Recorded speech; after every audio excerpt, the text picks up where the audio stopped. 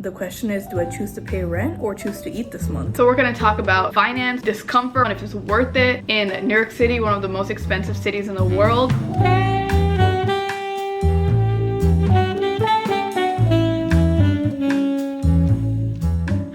Welcome back to my channel. I'm Mahua. Thank you so much for coming back for another video this week. Today's one is really exciting because first of all, as you can see, if you guys know my content, I have a whole new space. I redecorated recently and I posted a new video last week about this whole apartment makeover. So I feel like a re-energized new person, especially for the fall time, a new space and a new setup can help so much with your mental health and like your productivity. So if you guys haven't watched that video, watch that. But that also means that I am actually staying here in this apartment for another year. And I've already been here for 2 years, so this is gonna be my 3rd year living alone. I moved out when I was 23, now I'm 25, and I've learned a lot of things in between of living alone, especially as a woman in the city, especially living alone for the first time. And I'm just really excited to like go in depth because I know a lot of you guys ask me how to live alone, but also what are the negatives, what are the benefits, and is it worth it living in a 1-bedroom or studio in New York City? And I have like all of the tea. When I first moved out at 23, it was very nerve-wracking and scary, and I honestly did not think it could get any better than what it was. But now that we're like 2 years in, I feel so much more confident and I'm so happy with the decision that I made, and I'm just like really excited to see where it goes. So if you did move out recently and you're feeling kind of unsure or sad, I promise you it gets so much better. And I'm just really excited to like dive in deep with the pros and cons of living alone, if it's worth it in New York City, one of the most expensive cities in the world. So we're going to talk about finance, discomfort, we're going to talk about having your own space, and so many different things in between. Before we get started, make sure to like and subscribe because I post videos like this every single week. I have a lot of New York City content. I have a whole playlist on what you should do before you move to New York City or visit, so like how to stay safe, apartment hunting, budgeting, living alone diaries, vlogs, things like that. So I really have everything for any person. So let's get started. We are going to start with the benefits of living alone in New York City, just because I want to start off on a good note, and I also want to kind of be your inner thinking, because I feel like before I moved out, I had all of these thoughts in my head. I had obviously a pros and cons list to help me out when I was planning this move, and this is literally just me talking to your inner self right now and kind of like soothing your dark inner thoughts if you do have that about moving out. So we're gonna start out with the pros.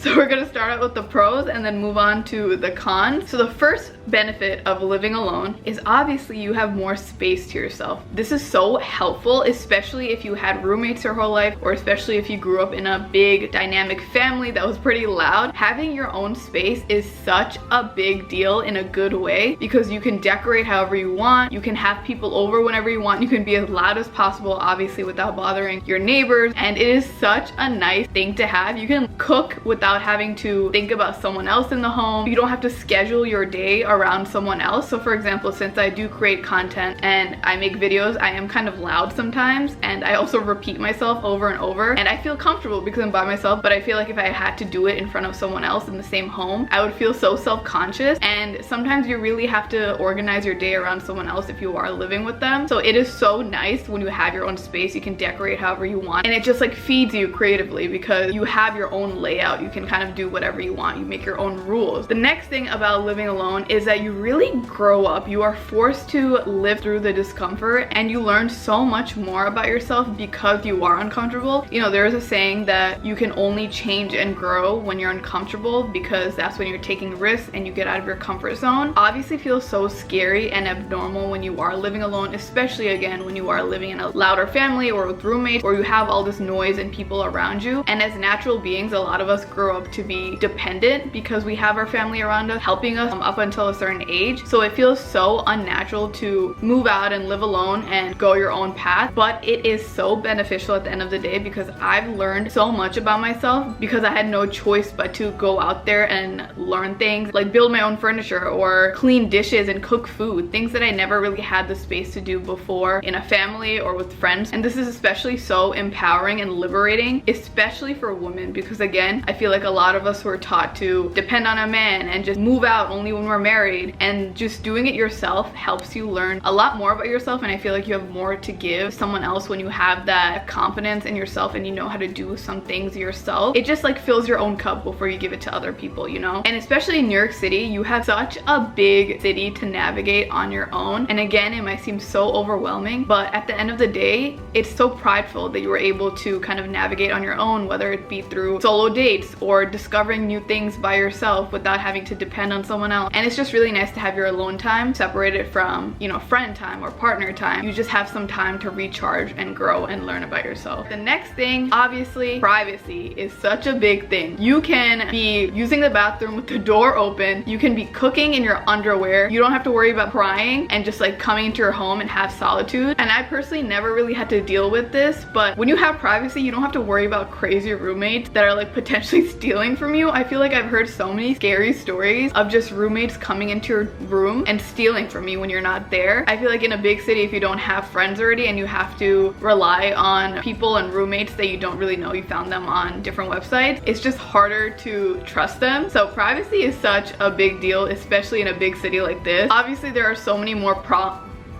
Why do I keep saying prawns? Pros, cons. Okay. Obviously, there are so many more pros. So let me know in the comments below if you can think of anything else that I missed. But let's move on to the cons now, because I know you guys are really trying to get the tea on what it's like living alone in New York City, because there are also so many negatives to this, right? Something about living alone in New York City. You have a higher rent that you have to pay. You have a lower budget, and it leads to more financial insecurity. So the average price of a studio and a 1-bedroom in New York City, you can see this in some of my other apartment hunting videos, is about $1,700 to $2,200 plus in New York City and surrounding areas of Manhattan. And that is kind of like the bare minimum. So not only do you not have as much space in these things, it is also such a higher rent. And in these places, when you are trying to sign a lease, a lot of these landlords or brokers, they want to see that you make 40 times the rent. So for example, if your rent is $2,000 a month, you have to make at least a minimum of $80,000 a year, unless you get a guarantor. So if you are paying $1,700 to $2,000 for a studio or a 1-bedroom, you have to also account for about $300 to $500 for utilities, groceries, necessities, things like that every single month. I also have a what I spend in a week if you guys want to watch that, to kind of get like a realistic insight on how much I spend in a week and in a month to live in New York City. So realistically, if you're spending a minimum of $2,300 a month to live alone and you're making about $80,000 from your salary, you don't really have too much money left over to budget, and can't really partake in trips and save up as much money as you want and do all of the luxurious fun things that New York City is known for, right? Even though that should not be a thing. New York City is not affordable to every single person, and I hate how there's this rep that you can only enjoy New York City if you're having like the most luxurious fun. But anyway, that's for a whole other story. Realistically, a lot of people have to have side income and other passions that they're making money off of to make a little bit more money and to just budget and save up in such a expensive city. For me, especially, living alone brought me a lot of financial insecurity, but I kind of like wagered the pros and cons, and that motivated me to work harder and make more money, obviously, to afford it. So it is a con that there's more financial insecurity and you have to pay a lot more, but I also think that that forces you to work harder to afford it, right? Another con is that it is unsafe. Obviously, if you are living with family or with roommates, you have other people to rely on if an emergency does happen. If you are living alone, you do have to be a lot more cautious, and you do have to put up a lot more safety measures to ensure that you're safe. You don't want to be publicizing your address and the fact that you live alone to people, because that makes you an easy target, unfortunately. I do think, this is relative, that New York City has gotten a lot safer over the years, post-pandemic especially. You know, a lot of people say that in the 80s and 90s it used to be really unsafe. A lot of people say that it's really unsafe now. It really depends, up to you. I made a whole video on how to stay safe in New York City. Women unfortunately have to stay a lot safer, and that means carrying self-defense weapons or just taking the precautions to not go out late at night and be by themselves. So many different things that are just crazy. For me, especially if I live alone, and I would say this to anyone, even if they have roommates, even if they live with other people, to have like a door jamb, to carry around safety weapons, to make sure your fire escape windows are always locked, to not share your address with people, that that you don't know. But I think fear is also something that prevents you from living life. So obviously safety was a very big thing that I considered before leaving, and that almost stopped me. Even when I solo traveled to Paris for about 3 weeks, I was very scared because that was my first international solo travel and solo travel in general. And I've heard so many crazy things about pickpocketers and just racism in Paris alone. So I was very scared and anxious before going. But when I got there, I did not have many bad experiences at all. And I'm just glad that I did go because I forced myself out of that fear and that paranoia. And I think obviously being cautious and paranoid is normal, and it's good to have that balance and be self-aware, but also don't let that stop you. A city can be dangerous or unsafe because you heard rumors or you heard certain incidents, but that shouldn't stop you from living your life. Okay, so another con is that New York City can get very lonely and depressing, especially if you live alone. You know, a lot of people are attracted to the idea that New York City is luxurious and a big city, a city for your dreams, but no one really accounts for the fact that it can become very lonely, even if you are not living alone, just because of how vast it is and how hard it is to accomplish those dreams. Obviously, the fact that you are living alone and you don't have a roommate to vent to or cheer you up when you are feeling down, it can be very daunting. You can kind of get in your own bubble because you're so used to being an introvert and living alone that you forget how to interact with other people. When you have roommates, it's a lot easier to grow your friendships and your social circles because you have other people to lean on. But when you are living by yourself and you have like a smaller friend circle, it becomes very overwhelming to make new friends and just find new opportunities because you kind of have to do it yourself. But I do find that social media is a very great way to make friends nowadays, especially if you're in a big city, or obviously school and work. And like even when I moved out, it was very scary in the beginning because I felt like I was the only one without a friend group, because it feels like a lot of people already have their solid friend group growing up and you don't fit in anywhere. So it was really hard for me to make like adult friendships in a big city. Eventually I did, and it has been so worthwhile and so amazing. But in the first 2 months, it feels like the whole world is against you and it's impossible to find those friends. I promise you it comes through and you're gonna be happy once you like stick through it. All right, the last thing is that you have to do chores yourself. So pro is you get your own space, you make your own rules, you can do dishes whenever you want, you don't have to worry about someone else, but you have to do your own chores. Like for example, for me, I don't really like deep cleaning. I don't really like taking out trash. I usually delegate that to other people, but I can't really do that because I live by myself, so I have to do it. Even like if you see a mouse in your apartment, which is common in New York City apartment, or a roach, you can't be screaming and call someone up because you have to do it yourself. You have to kill that roach yourself. It makes you grow up quick. But that is it for this video. Let me know if I missed any pro or any con of living alone, and if this did help you make your decision on living alone and moving out in New York City. I promise you, living alone has changed my life so much for the better, and I just had to get through like the hard parts of living alone, but it is so worth it. So let me know if that did help. If you did like this video, make sure to like and subscribe. And also you can help out a fellow New Yorker who is living alone and affording bills in New York. It really helps a lot when you do interact with this video. If you would like, make sure to also check out my Instagram and TikTok where I post every single day and it's just like continuous content. I also have a podcast with my partner called Difficultish, and it's on all streaming platforms, so you can listen to that as well every single week. And also I have my own clothing line where I sell my own art and apparel, and you can check that out on labyrinthapp.com. And I appreciate your support always. Thank you so much for watching. I love you guys, and I'll see you next week.